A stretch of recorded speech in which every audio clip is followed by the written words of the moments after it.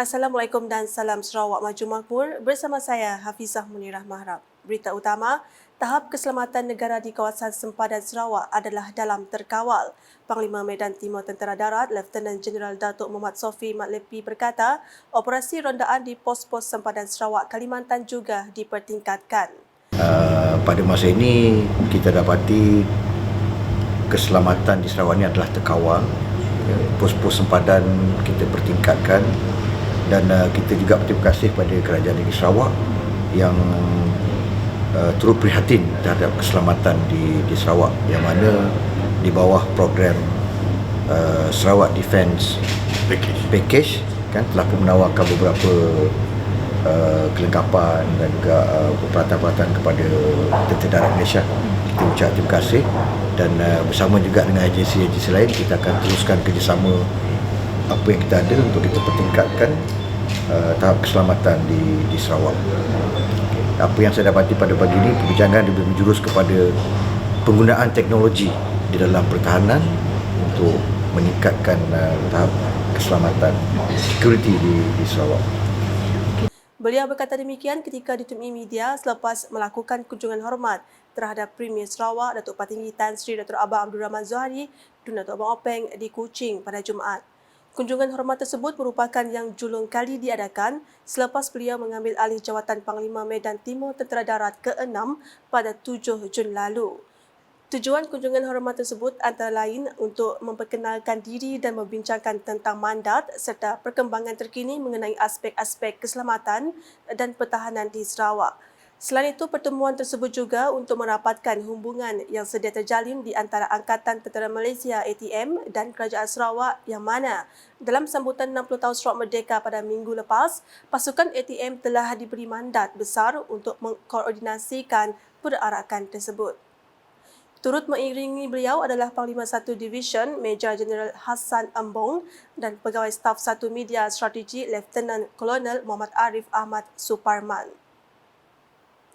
Laporan seterusnya, keunikan budaya rakyat di Sarawak yang berbilang kaum dan agama mampu menjadi contoh kepada rakyat di semenanjung Malaysia. Yang Dipertua Yayasan Dakwah Islamiah Malaysia, YADIM, Datuk Hasanuddin Muhammad Yunus berkata, kerjasama yang harmoni yang ditunjukkan oleh rakyat di Sarawak boleh disamaertikan dengan perkataan dakwah. Bila kita bercakap pasal dakwah, dia tidak mestinya mengajak orang untuk menukar agama. Tetapi dakwah itu mengajak manusia untuk hidup dalam keadaan harmoni, kasih sayang, hormat menghormati. Beliau berkata demikian selepas membuat kunjungan hormat ke atas Premier Sarawak Datuk Patinggi Tan Sri Dr. Abang Abdul Rahman Zohari dan Datuk Abang Openg di Kuching pada Jumaat. Justru jelasnya tujuan kunjungan hormat kali ini adalah untuk mengkaji aktiviti-aktiviti yang akan dilaksanakan di negeri ini dengan mengambil kira isu-isu tempatan dan tunjuk ajar daripada Premier Sarawak. Menariknya Datuk Seri Anwar Ibrahim yang amat berhormat melantik salah seorang daripada ahli lembaga pengarah hikmah daripada orang hikmah sendiri, Tuan Haji Alwi, supaya kita dapat memahami apa-apa yang perlu kami fahami di Sarawak ini. Paparan selanjutnya, Kerajaan Sarawak terus memperjuangkan autonomi dalam sektor kesihatan bagi memenuhi penempatan doktor di kawasan pedalaman.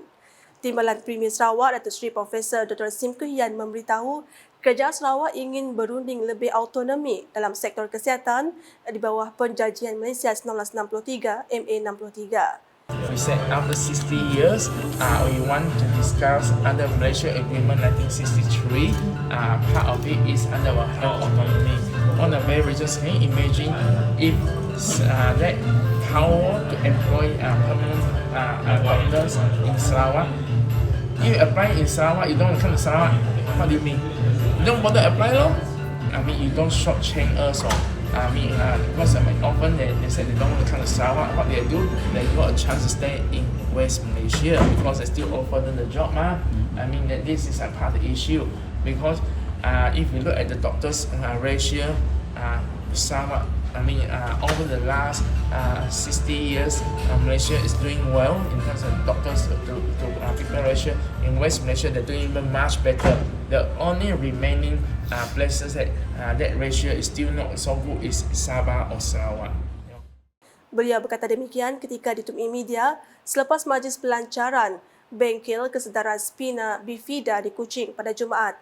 Dalam raya itu, Datuk Seri Profesor Dr. Sim berkata, Sarawak mempunyai banyak peluang yang ditawarkan seperti peluang bekerja di Pusat Jantung Sarawak yang diiktiraf antara 100 hospital terbaik di rantau Asia Pasifik. Beralih ke perkembangan berikutnya, Kerajaan Sarawak menyambut baik pelancaran Pelan Hala 7 Peralihan Tenaga Negara NETR bahagian pertama sebagai salah satu usaha untuk membendung perubahan iklim melampau kini. Timbalan Menteri Tenaga dan Kelestarian Alam Sekitar Sarawak, Dr. Haslan Abang Hipni berkata, pelancaran tersebut merupakan salah satu usaha kerajaan di bawah Strategi Pembangunan Pasca COVID-19 PCDS 2030. Katanya matlamat dan rangka kerja yang ditetapkan dalam NETR adalah sangat sejajar dengan PCDS 2030 dan serasi dengan apa yang telah ditetapkan oleh Sarawak untuk menjadi sebuah negeri yang maju menjelang 2030. Beliau berkata demikian dalam satu kenyataan media pada Jumaat. Mengulas lanjut tentang industri karbon, Dr. Aslan menambah bahawa Kerajaan Sarawak telah dianugerahkan lesen untuk perdagangan karbon dan penggunaan dan penyimpanan karbon CCUS pada Mac tahun ini. Jelasnya, kementerian beliau amat menggalakkan lebih banyak projek dan inisiatif untuk menjana lebih banyak karbon dari Sarawak untuk dijual ke pasaran domestik dan antarabangsa. Dalam hal itu, Sarawak juga sedang berbincang untuk menyahkarbonkan industri tempatan dan sistem tenaga di negeri ini yang mana ia akan mengurangkan jumlah gas rumah hijau GHG yang dikeluarkan dari atmosfera. Justru katanya, Sarawak juga sedang giat membangunkan dasar peralihan tenaga dan Pelan Hala 7 tenaga bersepadu untuk memastikan aspirasi dan matlamat yang ditetapkan dalam PCDS 2030 tercapai. Manakala di Betong, Timbalan Menteri Belia Sukan dan Pembangunan Usahawan Sarawak, Datuk Gerard Rentab Jabu bersama pihak Jabatan Pengairan dan Saliran DID bahagian Betong telah melakukan tinjauan ke beberapa tapak projek di bahagian tersebut baru-baru ini. Lokasi pertama yang beliau tinjau adalah di Rumah Brown Juga bagi memeriksa dan memuktamadkan spesifikasi dan skop kerja projek transformasi luar bandar RTP, pembinaan baru dataran Kejat dan Parit Rumah Brown Juga berjumlah RM250,000. Selepas itu, beliau meninjau projek rakyat pembinaan tembok penghadang tanah susur di Kampung Pasar Melayu yang bernilai RM1.7 juta.